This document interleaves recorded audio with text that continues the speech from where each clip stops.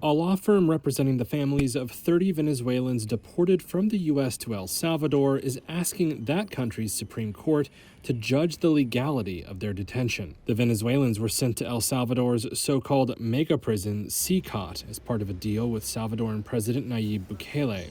The law firm filed a habeas corpus lawsuit Monday asking the court to prove their detention was justified.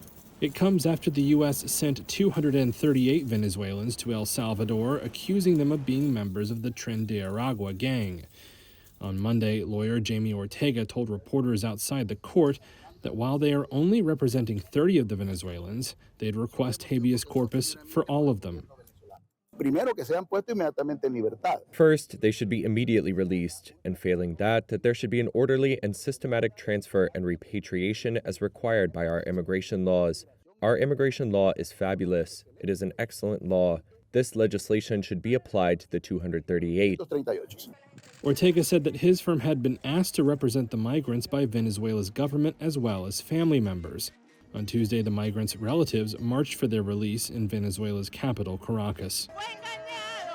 This woman says her detained grandson was deceived, telling her before his flight that he was going to Venezuela, not El Salvador. In the U.S., the case has emerged as a major test of U.S. President Donald Trump's sweeping assertion of executive power.